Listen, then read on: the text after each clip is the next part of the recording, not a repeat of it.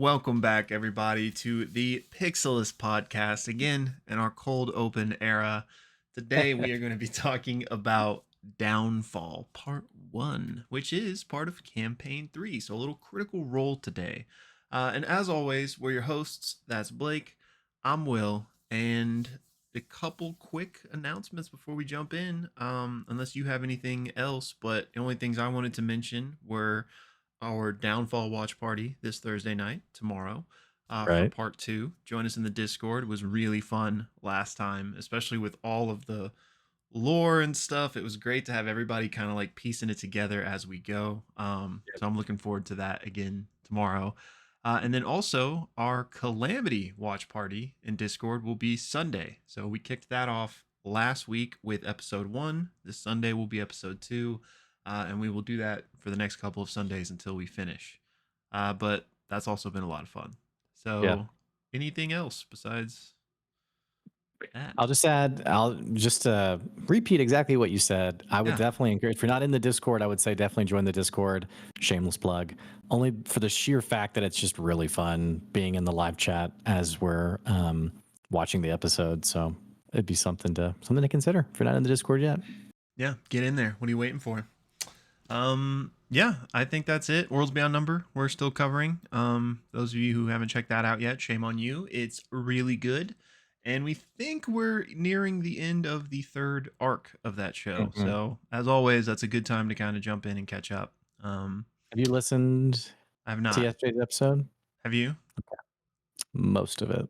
Di- It's longer than an hour. It's oh, almost 2 hours. oh, okay. I'm So, guessing you probably wouldn't know till the end, but was there any inclination that this was like the final? no. Okay. So Interesting. did not seem so. But Interesting. I'll also say this is probably going to be a shorter episode for us, which is too bad because there's a lot to discuss with Downfall. The nature of our schedule, we have a little bit of a hard stop today. So anything that we don't cover in today's episode, just drop a comment on the YouTube video and let us know. I love reading things that we never thought about or new insights or even like details we got wrong. But then again, in the Discord as well, we have lots of chatter on the latest episode in there too. So yeah, but Beautiful. All right. okay. Well, I'm Yeah, first go off, ahead. right? Yeah. Well, as you know, we like to start off each of our episodes with a little bit of a recap, where we like to break down what happened in the episode of Critical Role. And then if you're watching just the recap, we put our full thoughts and theories and discussion in its own video that you can check out the link to that down below as well.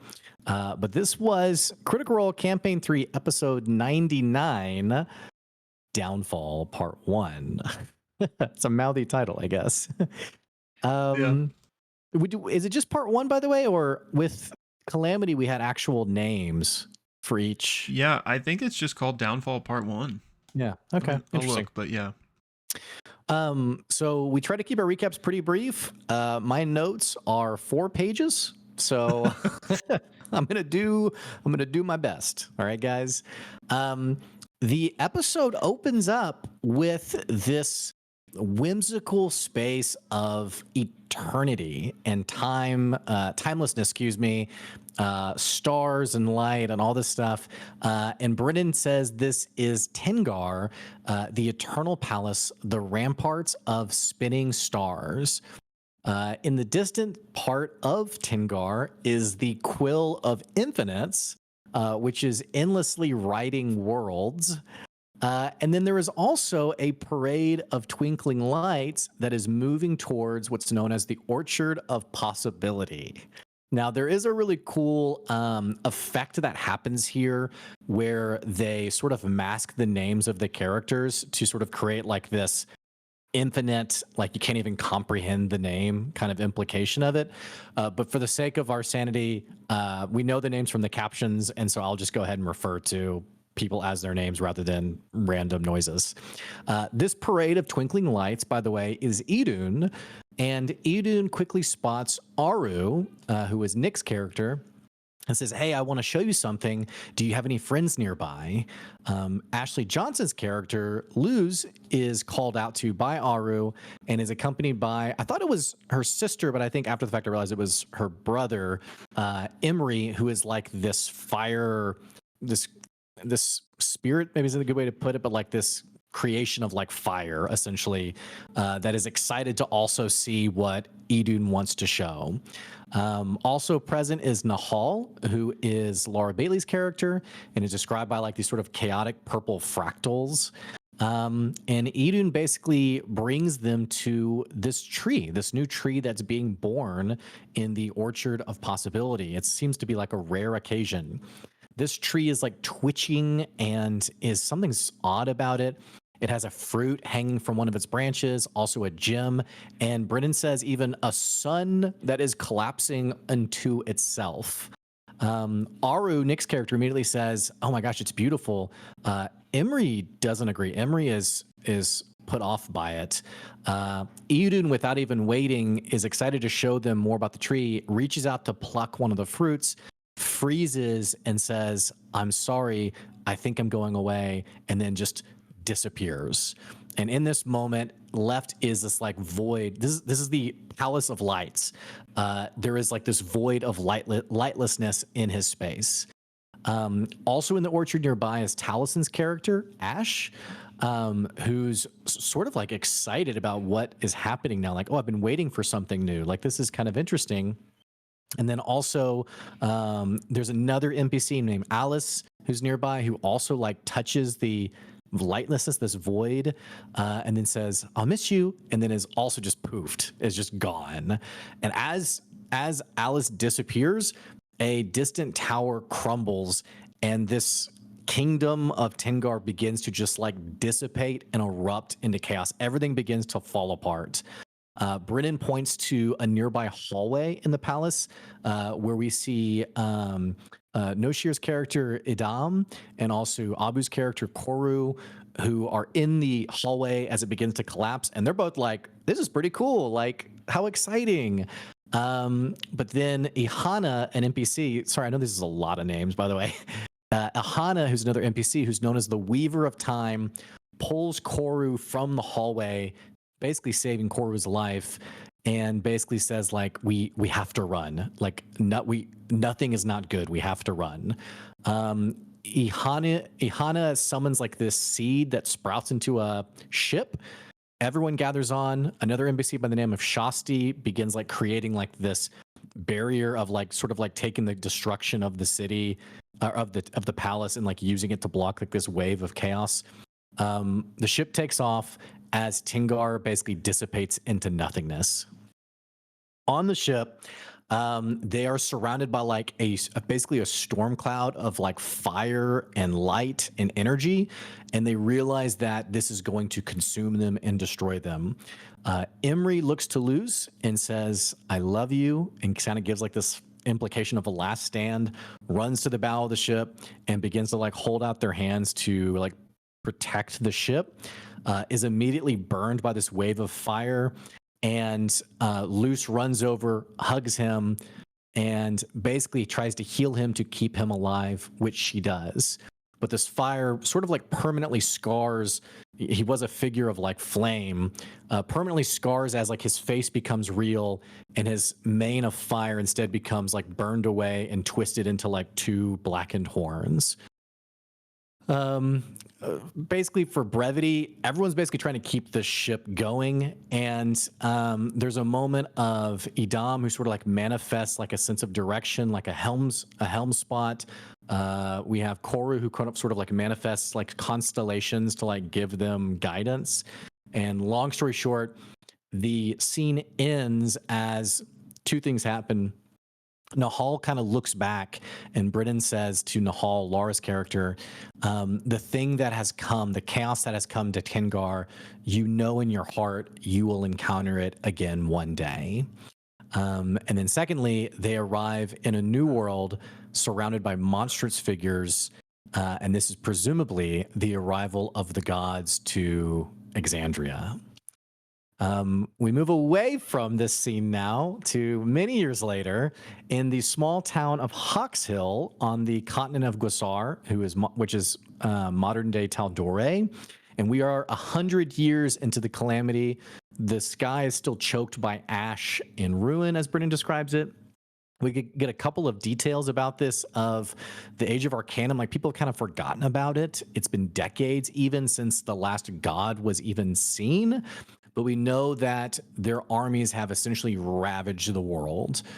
Dragons and fays and all sorts of creatures under their armies have just basically ruined the world. And this town of Hawkshill is one of the last remaining cities. Cities is too kind a word. Hovels even, that people have gathered waiting for salvation from Aor, the last of the great sky cities. There's a landing pad and sort of this implication that occasionally a ship from Aor will come and gather supplies, and people wait. And this is sort of like this small little ramshackle town as people wait for their turn to eventually get on this ship and make it to Aor and leave this miserable place. It's now that we're introduced to the cast's actual characters, and we get a description of each character, and we essentially know that each character is basically playing one of the prime deities in human form. First, we meet Ashley Johnson's character. This is Trist, a woman in her late 30s. She's a paladin cleric. She's accompanied by her two young kids, which in the live chat, we were like, I'm ready to be hurt again. Yeah. Kids and calamity. Her two young kids, daughter Haley and son Topher, and her husband, a furbog man, Amaris, who's with her as well. We have Nick's character, a 15-year-old human named Aiden, and his class is, yes, all of them. But in all seriousness, he's a barb, cleric, druid, paladin multi-class. And I should also mention, by the way, who we think the deities are that they're playing. Trist is presumably the Everlight, I think, and if you can correct me, Will, if I get any of these wrong. Yeah. Presumably the Everlight. Nick's character, Aiden, is presumably the Dawnfather. Yep. People are also here selling emblems of rescue. These emblems, basically, if you get passed up to go on the ship, you're given an emblem in return. And every time the ship comes back, the person with the most emblems gets to go on the ship. We have sort of like Trist saying goodbye to her family, and they're like, you sure we can't come with you? And she's like, no, it's better this way. It's very sad, by the way. You should just watch it. We meet Laura's character, who is presumably the matron of ravens. It's a human woman, 29, named Amira. She's a warlock. She has a raven who lands on her shoulder, and also Pervon Sul, her champion, who accompanies her, who looks old, looks tired, and they have a very sweet, tearful goodbye, where Pervon basically says, like, it's been the greatest honor of my life to serve you. And also a little tiny lore drop of, the night I met your parents, I had a vision that I should protect you and watch you grow up, and I have been able to do that. And basically says, like, whatever you're still looking for, I hope you find it.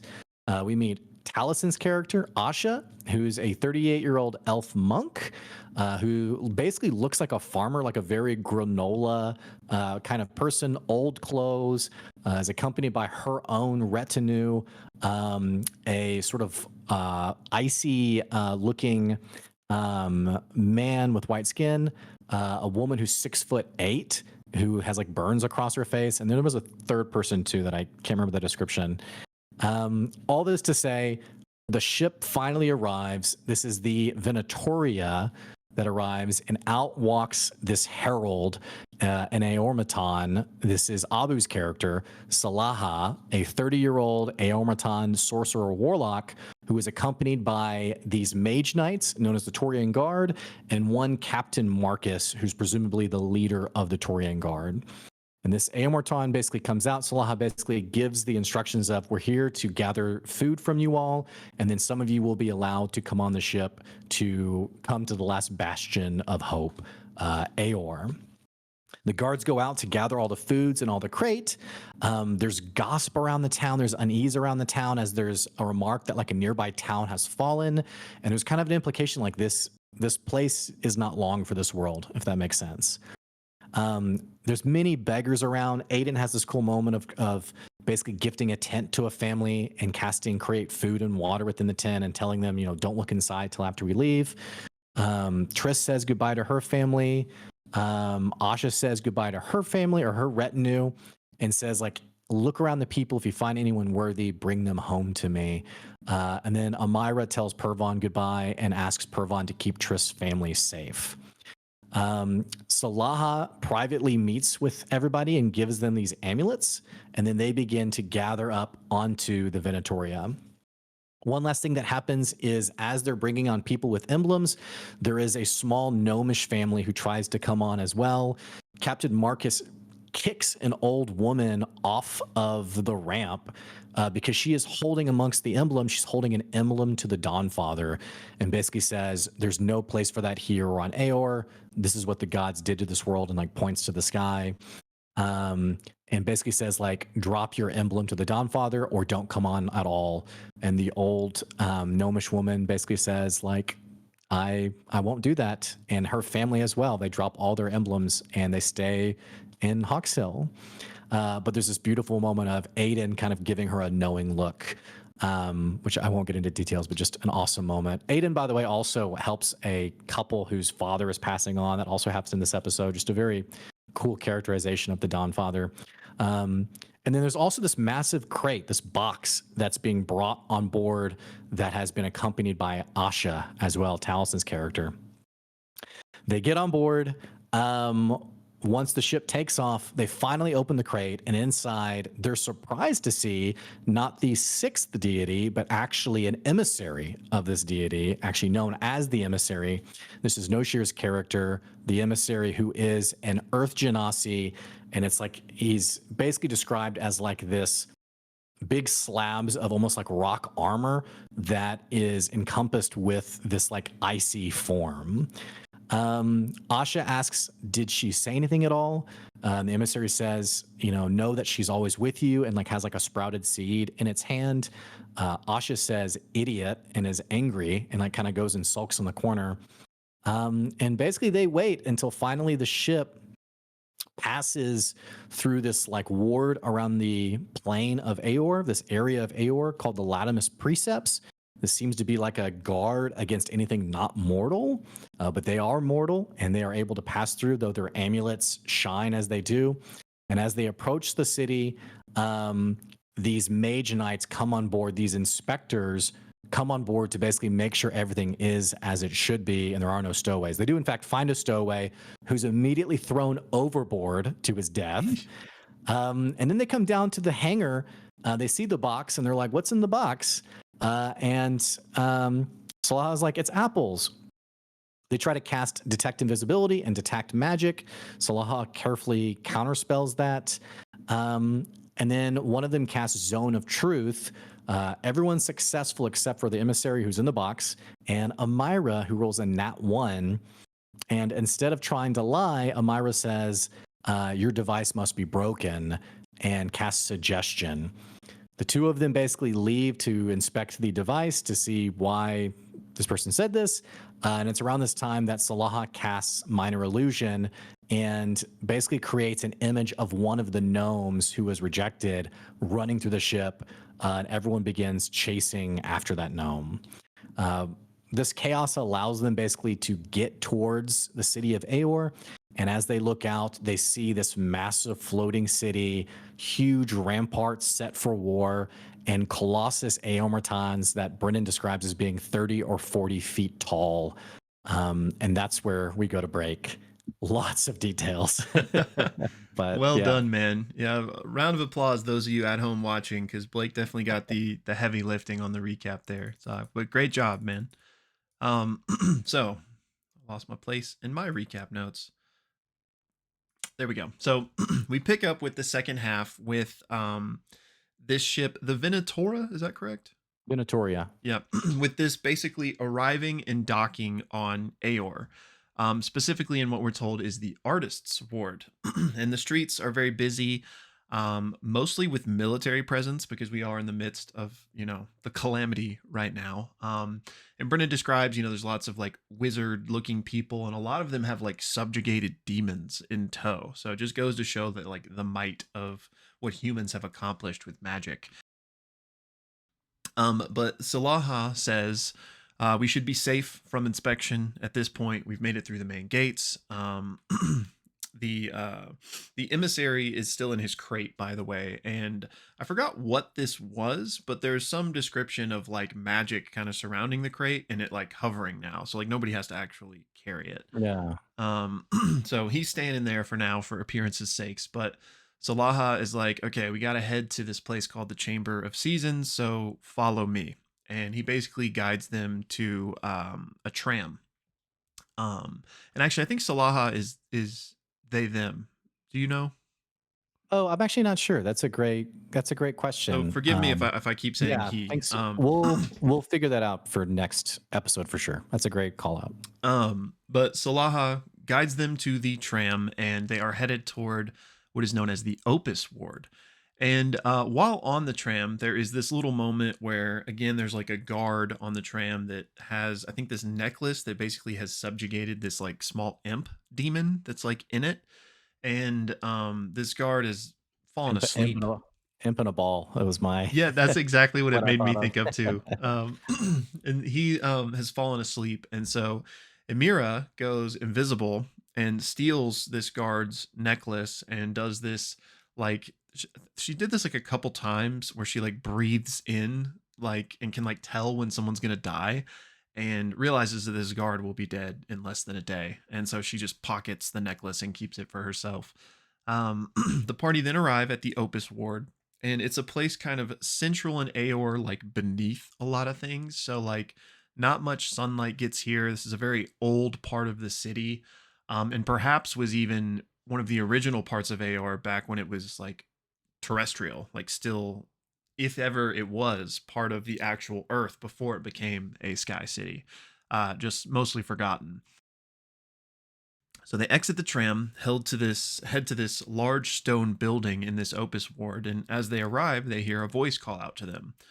Salaha announces their presence and says, there are 6 of us here, but one of us is different than what we expected. So they enter, and inside they see an Aeorian archmage in what appears to be this ruined, forgotten temple. And this mage is a beautiful woman whose name is Arcadia, and Amira greets her as sister, and Arcadia says like, don't, let's not say that here, basically. And at this point the emissary is allowed out of the box, and Arcadia's like, whoa, why didn't she come? Like, why is this emissary here instead? And Salaha says she didn't have it in her, I suppose. And Arcadia says, you also broke the rules, kind of, Salaha, referring to the Aormaton form. Anyway, Arcadia asks the emissary, what did your master tell you to do? And the emissary says, she told me to share her love with Aor and guide them true. Arcadia is then like, well, are you willing to accept help in this mission? And the emissary says, yes, like if something will help me meet my means, then of course. So Arcadia then transforms the emissary into what I believe to be more of like a mage's elemental type of look, just to make him be more, blending in, because this huge Earth Genasi form sticks out like a sore thumb. He's not too happy about this, but he goes with it. Aiden then asks Arcadia, how long have you been here? And Arcadia says, about 30 years since after our last meeting. I came here as soon as this body was old enough to understand things. She says she and Salaha have learned a lot, and that he was able to be shaped here as an automaton in order to bypass the defenses. She says we should keep speaking, but like not everyone's here. So actually, 4 of the others have arrived. The rest of them betrayed us, but 4 of them actually came, and they're waiting in the other room, the Chamber of Seasons, a place that again has been long forgotten by Aor because it used to be a place of worship of the gods before we were hated here. She says, I know we have our beef basically with those 4. We have our past. They've hurt us. But here, we're the same. Like, No one has to reveal their true identity. We'll all just use our human names and lives here in Exandria. Like that should be enough.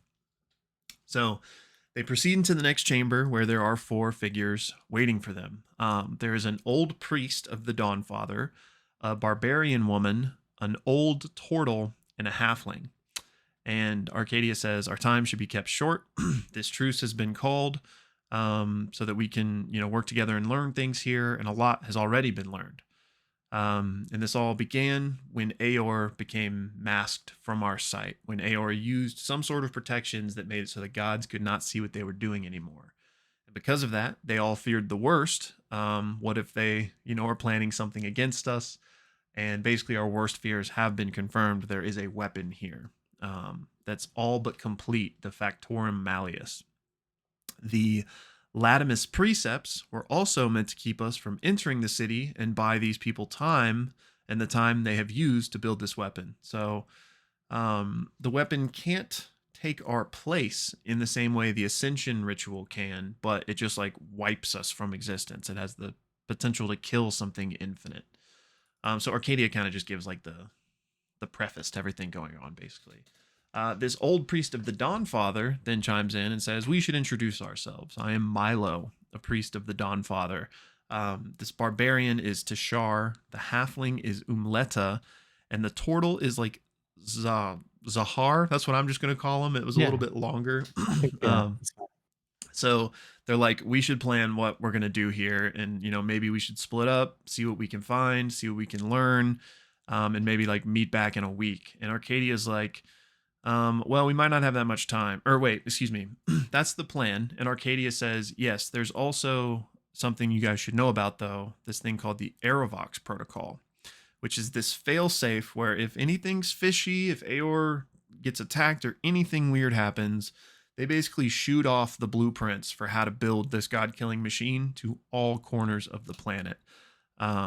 So we have to be careful about that. And Milo says, yeah, and actually we don't have a week. We might just have one night because one of y'all's servants came here and warned Aor about us. He lets them know that he saw a celestial speaking with the magistrate of the city. And they're like, whoa, like one of ours wouldn't do that. Why would they do that? And Milo says, decades are a long time to leave an empty throne, meaning that, maybe there's some unrest amongst some of their followers. Tashar then says, well, you know what? There's an easy way to deal with all of this. Like, we destroy the weapon, we destroy the blueprints. Let's just take down the whole city. And Trist immediately is like, no. And Aiden's with her. There's like, there must be a different way. Like, if we do it that way, we're just proving them right. Like, let's see what we can learn. And maybe there's another way to handle this. It's at this point that Arcadia decides to cast like a little zone of silence, and kind of the two groups kind of confer amongst themselves a little bit so that the betrayer gods can't hear them. And she basically just gives them more information saying that, this Aerovox protocol is the failsafe. That's what will send the information out. There's this thing called the obtenebrator, which is the device that blocks us from seeing into the city. Again, the lattice precepts is what prevents us from entering the city, but we'll have to deal with that last because it's part of the weapon itself, the Factorum Malleus. And as they're getting all this information, this moral debate basically, again, comes up of like, should we just destroy the city? And again, Aiden and Trist are kind of pushing back against that, saying we can't do that. There's got to be another way. Meanwhile, Emira is like, they don't fear us, they resent us. And if we let them live here, they're just going to do it again. And Arcadia is like, hey, Salaha and the emissary both have powers that are going to help us in this mission. So we need to kind of protect the emissary at all costs, because if you die here, you don't die like forever. Like your eternal god form will still be okay, but you won't be able to get into the city anymore because of these protections. So like, be careful. And again, make sure the emissary is safe. So again, kind of after some debating, they decide the best course of action is to drop the cone of silence and everyone share information, because they're going to need each other's help, and just see what we can find out in the night that we have. So they ultimately decide that if we can deal with the Aerovox protocol and the obtenebrator, then the rest of their godly brethren will be able to help them from outside. Like the Storm Lord could cause a big old ruckus here without even being here. And then we can worry about the weapon, the Factorum Malleus. So a little bit of going back and forth, but they ultimately decide, let's split up, see what we can find out about these different things. The Obtenebrator is in the Genesis Ward. The Aerovox protocol is obviously all throughout the city. So Aiden says, all right, Milo and I will go find a way into the Genesis Ward, and Trist decides to join them. Asha wants to destroy things, and Tashar is on board with that, as is Zahar. So the three of them, and the emissary. So the four of them are on Aerovox protocol destruction.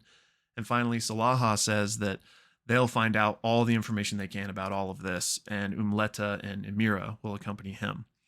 So after that plan is decided, Aiden casts Telepathic Bond to connect all of them mentally to be able to communicate, and casts Death Ward on the emissary specifically. Arcadia basically wishes them all luck and says this is our last night as mortals. And that is where the episode ends. Again, episode 99, Downfall Part 1. And thank you guys for bearing with us on that long, dense recap. Oh yeah, so much great stuff to unpack. Yeah, so much. Again, another plug for the Discord, because we're gonna have to follow up some of these conversations because we don't have a lot of time. Again, if you're just watching the recap, want to hear our full discussion, it'll be linked down in the description below. But also, plug for the Discord. We have a whole channel just dedicated to Downfall. Right. So you don't need to worry about like posting, like you can spoiler away in that channel. Yeah. Right. Oh, I realized I forgot Salaha's character, deity. Who was Salaha? It is, I believe, the Arkheart. Okay. Now we don't. Okay.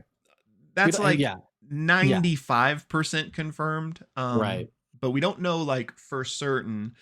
And I do know that there was some speculation in the Discord and stuff of could people be lying.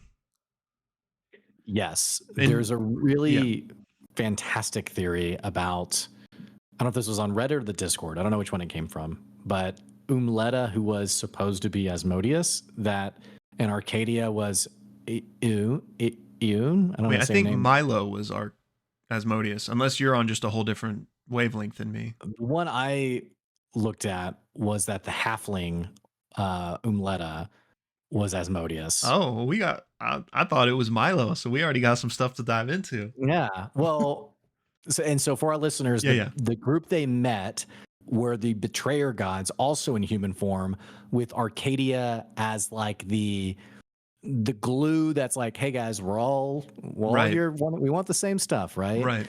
And I think the implication was that this was, and I can't remember saying the name right, Iyun. Is that how you see her name? Iyun, yeah, the knowing mistress. That's right. Yeah. But the theory is that actually Arcadia is Asmodeus, and Iyun's not even present. But anyway, was that a similar theory you saw, but with Milo as Asmodeus, or what did you say? I just thought that Milo was like the closest to Asmodeus, and we can talk more about that. I didn't particularly have a theory about the Arcadia thing, but I did see people talking about that.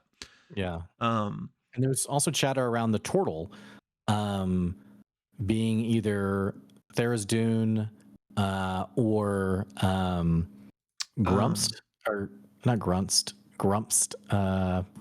There's another one actually. Well, Grumpsh, the Ruiner, is one. Okay. There's been especially for the betrayers, there's a lot of speculation because we don't know. The PCs themselves, we have a pretty good idea. Yeah, sorry. Torog, the Crawling King. Yeah. The theory I saw for the turtle. Those are the two I've seen as well, which I think was, I don't want to speak for everybody in our Discord, but I think a lot of people was either Tharizdun or Torog, like you said. But what was I gonna say? Well, it's fine. We'll probably just like kind of jump around randomly here, but I'm curious what made you think. So I thought Milo, the priest of the Dawn Father, was the closest Asmodeus, and double crosses and kind of, secret Hmm. things aside, I mean, he's the priest of the Dawn Father, which is just like spitting in the face, like kind of pretending to be what's the word I'm looking for? I don't know. But and just like the way he acted, and I can't remember specific things now, but I'm just curious what about Umleta made you think that that was Asmodeus? I thought someone theorized it, but this is, and I don't know which one came first. If I thought it and then I saw someone throw it out, and I was like, yeah, see, or if it was the other way around. Yeah. But I think because he was, I think the first to offer, let's just burn the whole thing down. Like, Mm, let's just kill everybody. Which just seemed very pure chaos that we'd expect, I guess, from yeah. Asmodeus, or just destruction we'd expect. But I think what I like about the theory that it's actually, I like what you said about Milo, kind of like the um on the nose, like, oh, priest of the Dawn Father, Yeah. which we've seen previously, specifically the Dawn Father and Asmodeus opposed to one another. Yeah. So that'd be kind of a nice little snub. But also, I liked the Arcadia one because both of these actually fit this of just being clever and deceptive and not like, full brunt evil like on display. Yeah. Um, so yeah, I don't know. Okay, I remember what made me think it was Milo beyond the Dawn Father cosplay. I can't remember the exact context of it, but I think somebody was warning either Trist or Aiden because they're on the team with Milo Hmm. about like be careful of his lies, like Asmodeus, the Lord of Lies. But then Ash interestingly said he actually doesn't lie. Like that's what you need to be like. He's gonna like twist those truths and stuff, which Yeah. again could all be like an intentional misdirect. Hmm. But that felt very in line with Asmodeus. Hmm. And actually to well, I was gonna Who are the go ahead. who are the four who aren't present that they said betrayed us? Like what was that around? So I think my understanding of that was they called some sort of truce, I guess Yeah. brokered by Arcadia, presumably, the knowing mistress, presumably, um, that let's work together to figure out what's going on in Aor. So I'm assuming that more than four betrayer gods like agreed to that. Like, okay, yeah, we'll be there. But then they didn't show up. Only these four showed up. So I'm not Yeah. looking at a list of like all of the deities, but I would assume they just mean the other betrayers that Yeah. aren't these four. Yeah. Okay. Okay. Um, And then there's also the detail of the Celestial who showed up to like tell them of the plan or like out yeah. them, I guess. Which I don't know what how much there is to say about that other than just an interesting detail there. Did anyone insight check that? I don't think so. Which I could easily see it being true because it does make sense. These gods have vacated their following for, in some cases, decades. Like there probably is some It's unrest. it's interesting also like the lore, um the I think the stereotypical god is seen like outside of time almost. So presumably like the time is similar or maybe it's even expansively longer. But we know that many of them have been on Exandria for 30 years.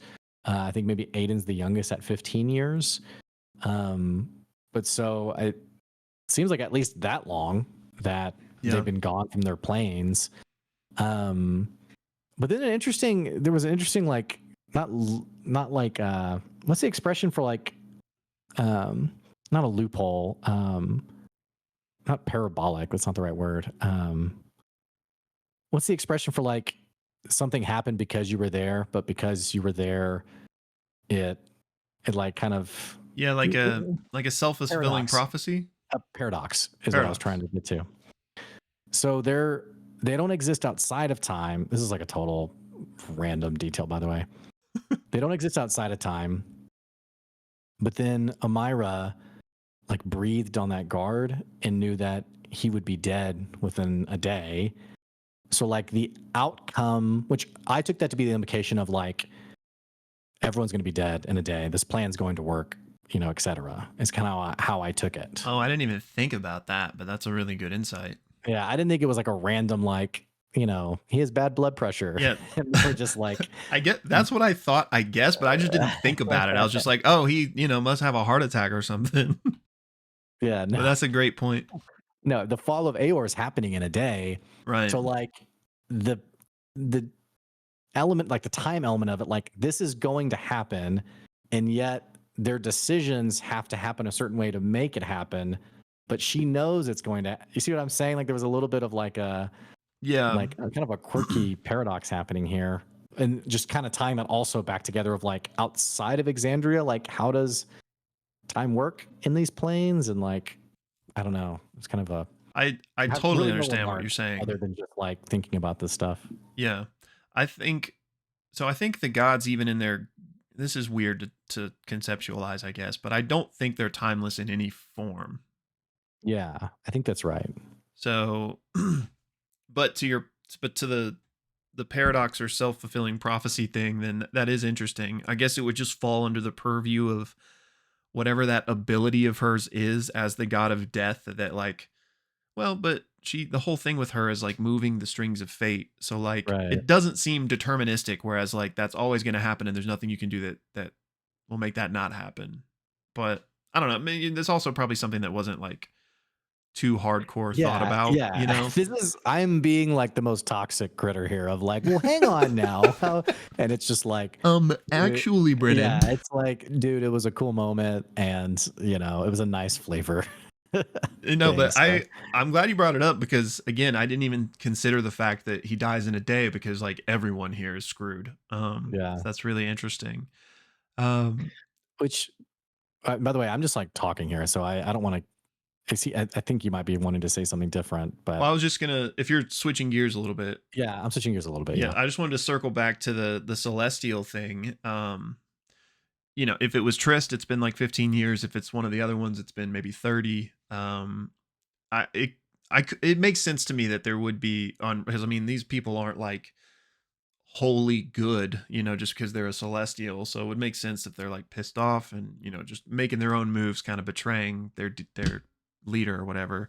But it could be a lie, because I think Milo was the one. It was one of the betrayers that brought it up, and I'm not saying it has to be a lie. It would make sense for it to be true, but it could also be like, if they want to destroy the city, here, let's just kneecap that whole, let's take a week and figure things out. It's like, no, we got to do it today. Like, so I don't know think if I do buy someone, it.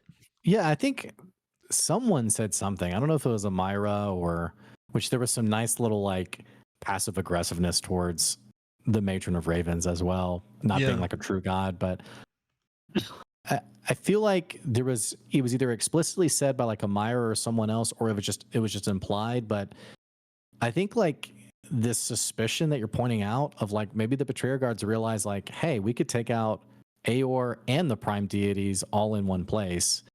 Because I've been thinking a lot about like who would be the big bad of this one shot, and it could be like a random mage, but it might be more interesting if it's actually the betrayers who realize like, hey, we set the room on the building's on fire. Oh, but by the way, we can't let you leave. So I feel like there's definitely something not being said or like some trickery afoot. Yeah, I agree. But we do know they won't permanently die. True. Oh yeah. So actually, I guess that doesn't really make any sense. Actually, But I would definitely think there are like other motives here. they reveal like this master plan. Like we just go back to our domains, right? That's a fair point. I didn't think about that actually. I'm not used to thinking in terms of godlyhood Yeah, for D&D. right. So, how tragic the town of Hawkshill, by the way, and like sort of this implication that like you're seeing the last of people's days. And I guess the implication was like, though the gods themselves haven't been seen in decades, like their armies are still kind of like wild and chaotic and like destroying, I guess fighting and battling and destroying things. And Yeah, that's interesting. So the calamity's been going on for 100 years, so probably yeah, a lot of destruction has already happened. But I'm curious if like because we know they called a truce, the primes and the betrayers. Right. So were like all the armies kind of at truce and this is somewhat of a peaceful couple decades, or were the armies still clashing to like keep up appearances, I you would know? maybe assume the second one because there was the comment on like I think it was called High Guard. Maybe there was the comment on the nearby town has fallen, Hmm, and it won't be long till they're here. that's true, yeah. Which we would assume to be the armies of the betrayer gods, Yeah. right? I mean, the prime deities armies probably aren't killing people, you know. Yeah. Um, so I would assume, yeah, the armies are still like it's kind of like the Lich King, right? Like in the absence of the Lich King, there's still, Yeah, true. the scourge, that all that stuff. So, but I just thought how tragic, and I just loved how like we won't get I guess much more detail around it, but like Ashley Johnson's character Trist, how like this kind of nuance of like she actually fell in love and like started a family, and it was kind of like just a really interesting twist that I didn't expect, and and then it's I don't know, it's just tragic, like, and they're obviously they're gonna get taken out, buried away by Pervon, but like Amaris being like, you're the greatest thing that's ever happened to me. Like, we're going to see you soon, knowing that that's probably not the case. Um, or maybe not. I don't know. But anyway, I'm kind of Who rambling about who said just that again? her Amaris? husband. Trist's Yeah. husband? Yeah. Uh huh. Yeah, so and I may be able to go a little longer than I thought. But to kind of back because this whole thing was kind of there's lots of lore, kind of confusing. I'm sure most people kind of understand what's happening, but to give like a brief recap of what's actually taking place here, the Aor is getting real sus. So the primes and the betrayers call a truce, and they can't see into Aor, nor can they enter into Aor because of the defenses Aor has come up with. So the gods come up with this plan where let's become mortal. Now, how do they do this? I don't know. They're gods. They probably figured it out. So they, not all of them, but I guess 9 or 10 that we're aware of, gods became mortal somehow, lived like a normal human life. And then this is us seeing them at various different ages, I guess 5 to 30 ish, 15 to 30 ish, excuse me, have now reached a point of maturity or whatever that they are actually meeting up to actually go into Aor now that they have these mortal vessels. So they had lives, like you mentioned. Trist, we know, had got married and had kids. So it's like really interesting about like Was a school teacher, like had a job. yeah, like in Trist, very, I don't want to say singularly, but at least Trist seems to be more of an outlier compared to the others. Maybe Aiden as well, but he's only Mm. 15. He clearly doesn't have a family, but like really embraced the experience, and that I feel like it kind of colors Trist's. I mean, plus we know Saren Ray is again one of the primes, like one of the good guys, if you will. Um, but just like you know, I don't know, like does her husband know who she is, or has this all been like a lie? I would assume most of them.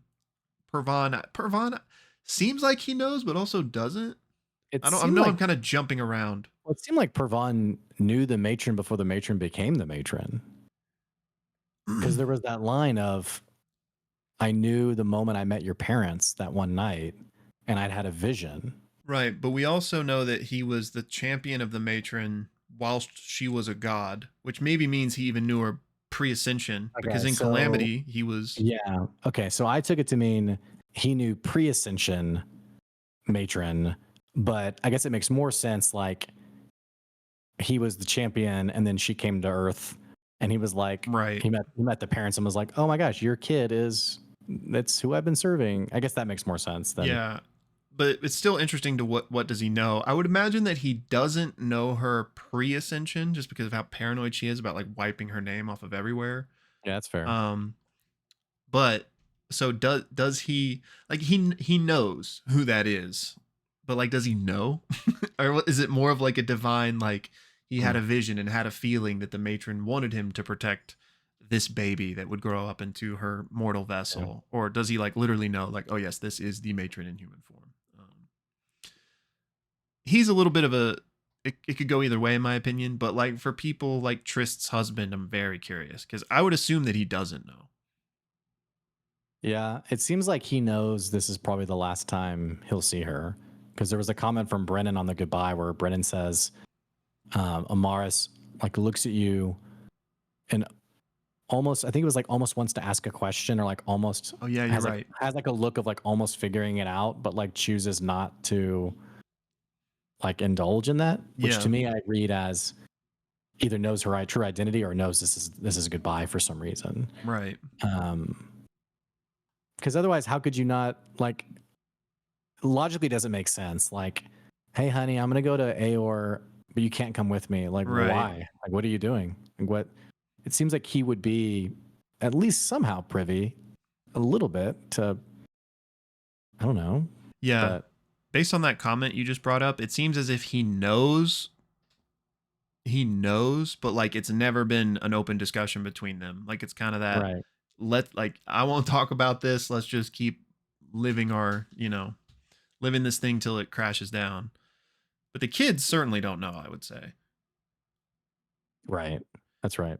And then I don't I mean, we'll see. I don't think we have enough information for me to say that like I think this is an actual theory or anything, but it would be really interesting if like lewdness was one of the children, just somebody like really close that feels like the ultimate betrayal by this. Like not only did the gods destroy Aor and stuff, but like no, the gods were this person that I knew and just, were um just a total lie. Like it was all deception and do Yeah, any of them the rest of them have kids or is it just her that we know of? just her. Cuz Yeah, just her. yeah, okay. But yeah, I'm just so curious about like the lived experience they've all had. It does seem like Trist for sure is like the one that is most empathetic to them. Uh Yeah, and there was a great discussion on this in the Discord too. Aiden's character, the portrayal of the Dawn Father, was a really interesting difference from what we've seen from the Dawn Father, which I haven't seen campaign 1 or 2, but in Calamity, he is seen as sort of like justice bearer, like judge Judge Judy executioner. But calls Asmodeus a sinner, as very much like bring the heat, Dad. Like as many like random comments as I can make here. And then someone again in the Discord pointed out the portrayal in campaign 3 as being much less empathetic and much harsher versus this version of him now, which is, like you said, very empathetic and very generous, and um, I think fairly close to like what we would probably envision like the Christian God as being, like just like a, well, I guess it depends on who you ask, honestly, but um, really besides the point. Probably don't want to open that box, but anyway, just a very empathetic, compassionate yeah, figure. I would say that the the calamity stuff I think was all colored by Asmodeus. So I don't know if we can read too Oh much yeah, that's a good in point actually. into the I didn't Dawnfather's think about that. characterization there.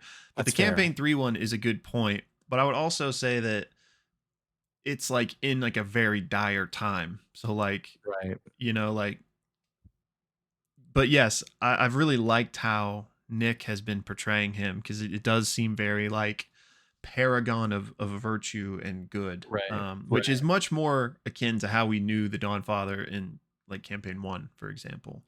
But yeah, I'm really interested to see if I mean, I'm sure we know how this story ends largely.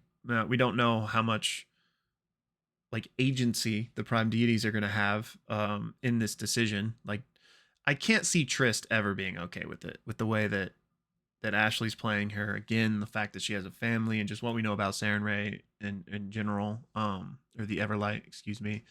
But I'm curious if we see like Aiden slash the Dawn Father come to the decision of, yeah, we got to bring the city down, or if it's more Mhm. of like the hand was forced by what or the betrayers are up to, or yada yada yada. But I, sh- the, shout out to Nick, shout out to the whole cast, but especially the new people. Abu's voice is like silky, silky butter. I want to bathe Oh in. yes. Um, Yes. but like how crazy to come onto CR for the first time. Well, Nashir was in Candela, but for the first time, basically, and have to play a god, like one of Yeah. the prime deities. And I just thought all of their characterizations were so cool. But Nick especially, I felt like again playing like the 15-year-old, he still like was able to like have the gravitas and Yeah. I love the portrayals so far. And I'm really excited to see especially where his character goes throughout this 3 episode arc. Yeah. Yeah. Um, we should talk about Tengar before we run out of time.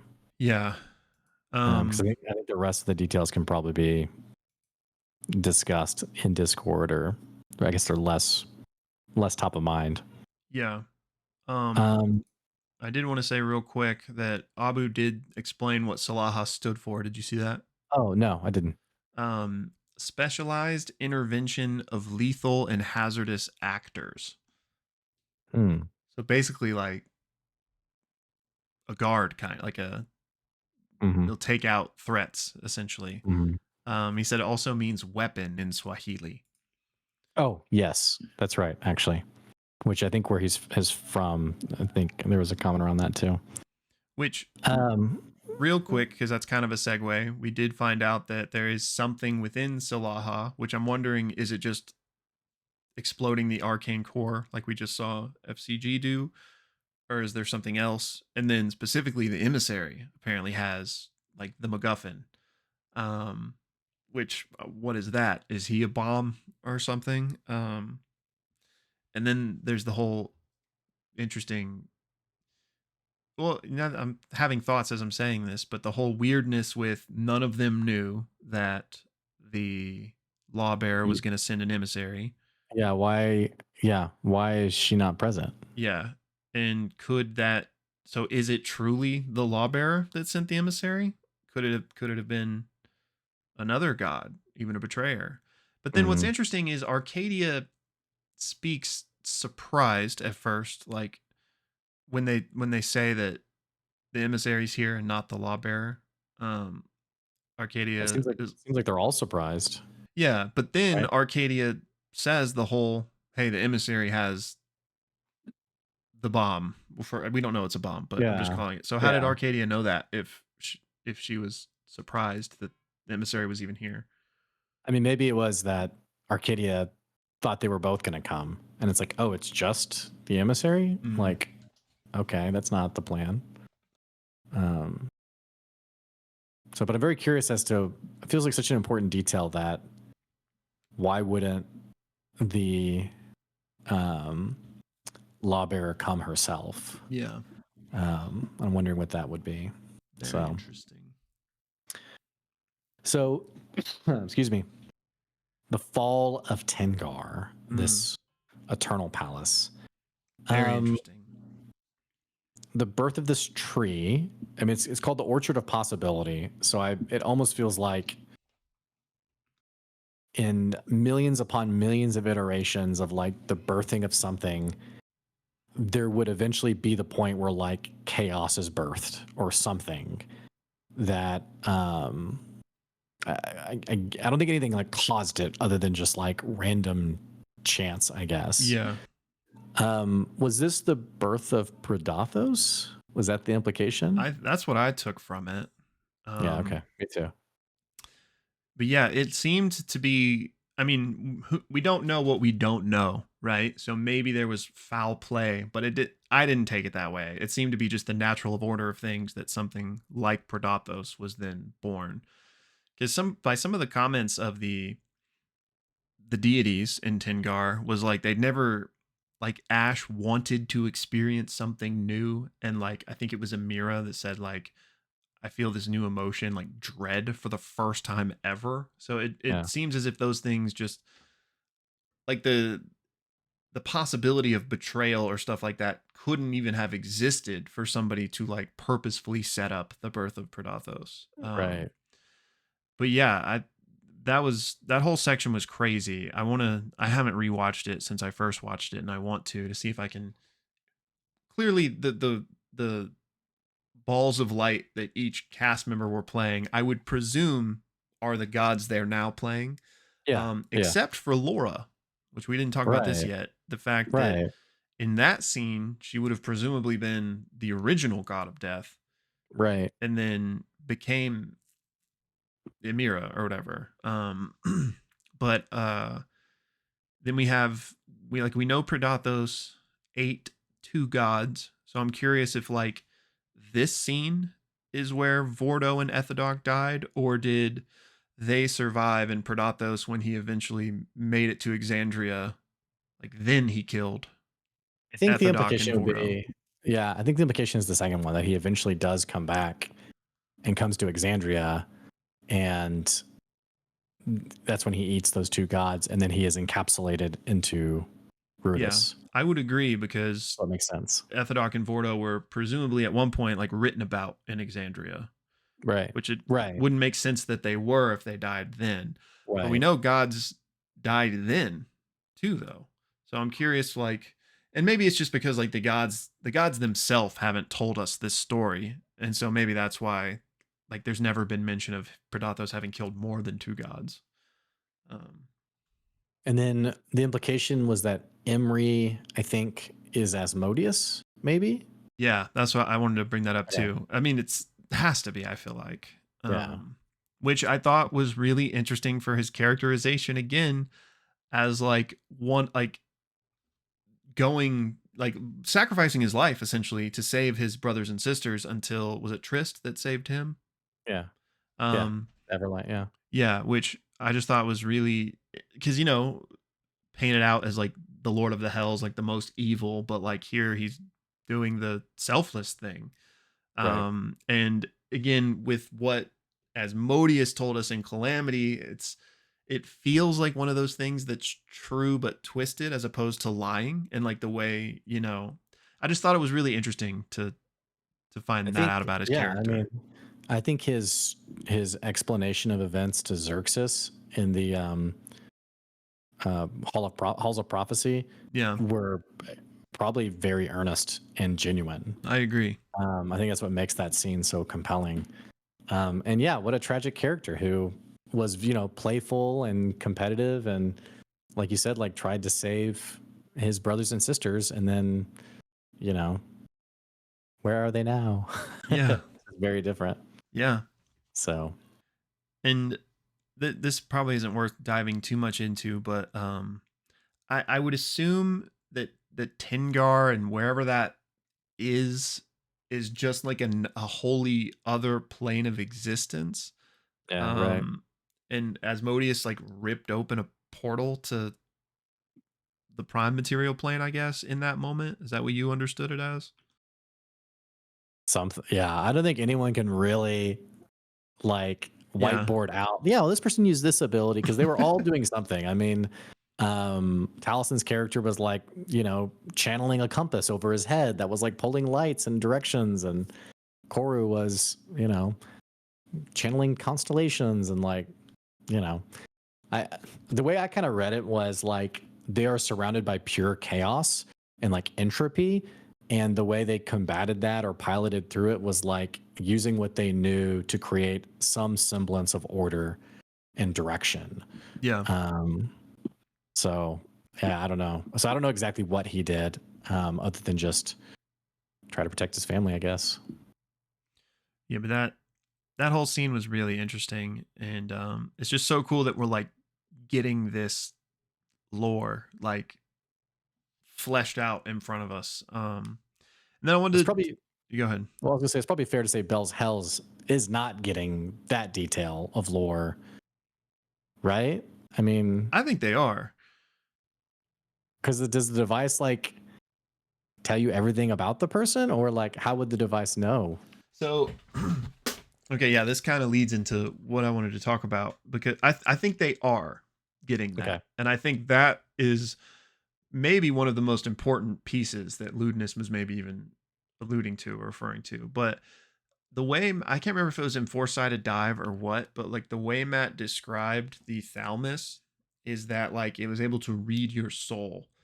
So Mm, it's not simply just a recording of everything that happened in Aor. Like it can probe and read souls. And so when the gods came there, it was able to read their souls.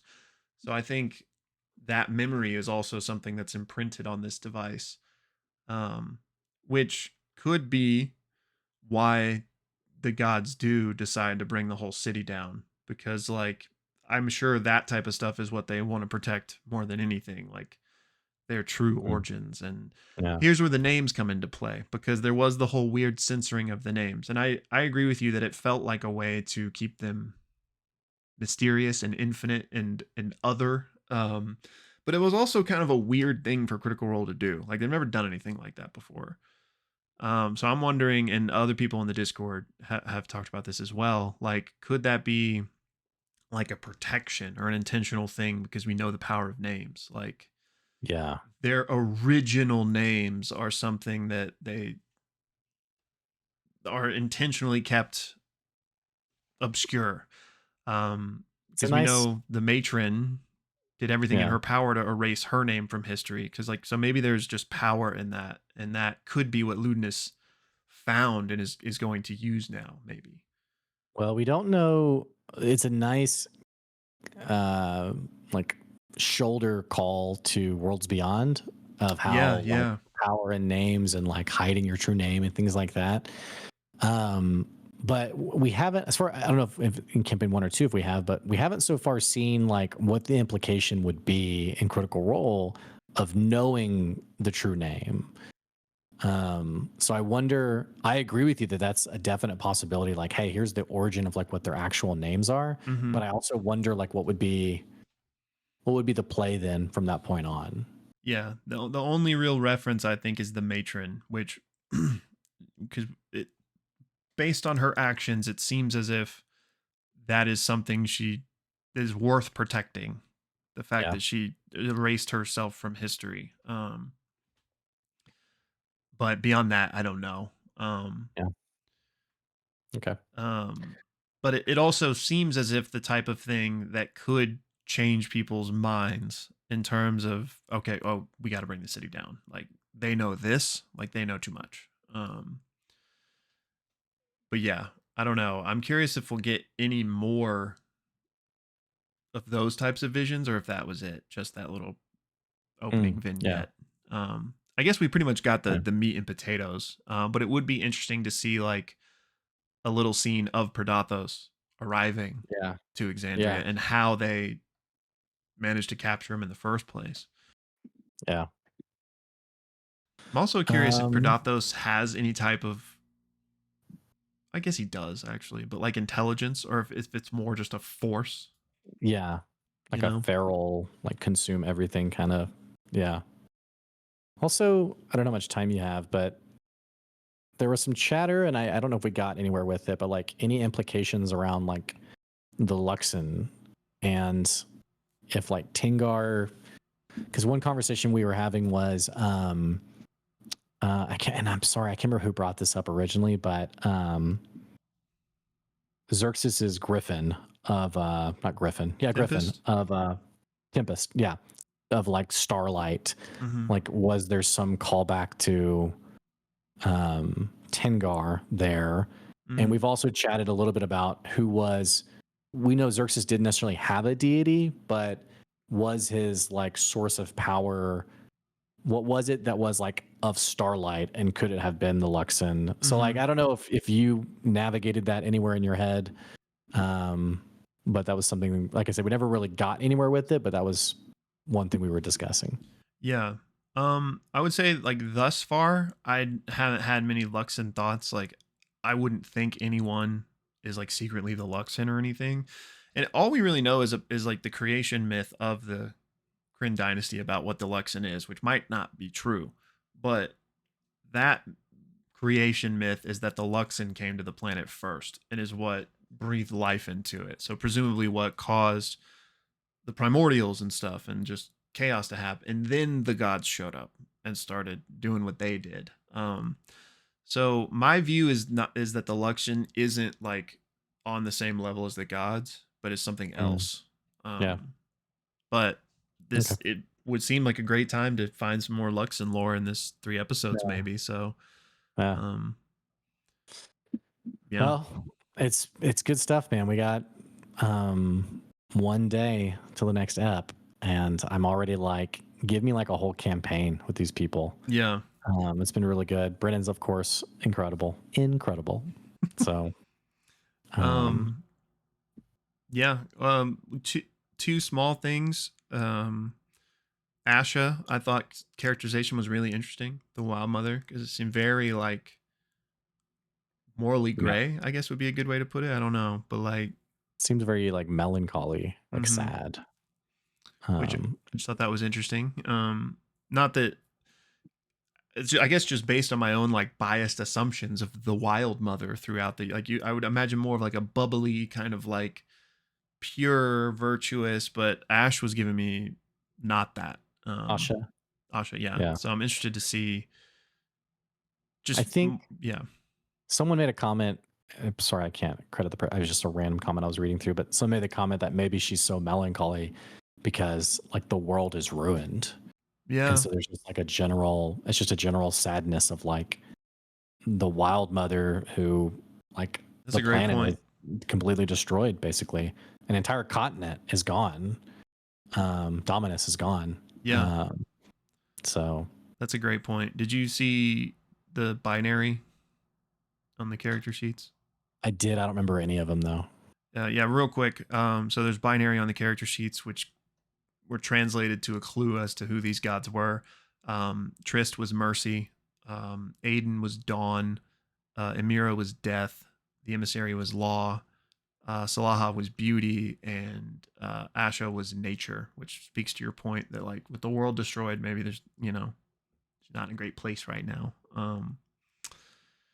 But yeah, I'm very interested to find out more about each of them. I also thought it was really cool that Salaha bypassed the securities by being born slash created in Aor. Um, I'm curious, like how. I guess I don't know if we'll find out more or not, but I'm curious about how this process works of becoming mortal. Um, I will say it confirmed to me that FCG or the Amortons might might have souls. Like this whole process of creation, if it's like grabbing souls, for lack of a better word, kind of like the dragoons from StarCraft. You hmm, know, like these mechanical units that were like wounded soldiers almost. yeah, yeah, Um, so I don't know. I thought that was interesting for sure. But yeah. Um, or, sorry. Just running through really quick. Oh, the only other thing, it's not really like a point to talk about really, but I'm very curious to see about the different relationships between all of the gods. We gotten some hints about it, but I did think it was really interesting that Emira asked Pervon to protect Trist's family, especially yeah, given kind of the callousness that we've seen yeah, from it was the matron. it was very interesting the way Laura played her in the sense of like you would think she'd be the most tied to these people, and yet there was almost like a disdain, like a Yeah, she was like, "No, let's wipe them out," yeah, basically. wasn't she like pro kill everybody? Like it was definitely not what I expected. Yeah. And I also was kind of surprised that they were all as chill as they were with her, Right, like that she was just Team Prime and they weren't like more mad that she killed one of them. right, Um, but I guess it'd been at least a couple hundred years at that point, but yeah. yeah. Because she ascended in the Age of Arcanum, right? Yeah, yeah. Yeah. So she Okay. had already ascended when the calamity started. I guess we Yeah. don't know Right. exactly how much time she'd been a god at that point, so Yeah. Okay. Okay. Well, I think that's going to do it for today, everybody. Join the Discord. We said it like 8 times. We usually only say it once. We've said it like endlessly this time. Episode 2 tomorrow. And then drop us a comment in this video if we miss anything or you have another insight you want to share. And we'll be back with our live stream on Friday, which actually the live stream Friday is going to be later in the day. So if you can't typically make it, you'll have a chance later in the day. Have a meeting right at the same time. So later in the day on Friday, I'll put an event up in the Discord, and I think we said 2:30 p.m. Central Time. So I'll put that event up. But yeah, thank you guys for listening today. Alrighty, y'all. Have a good one. Bye.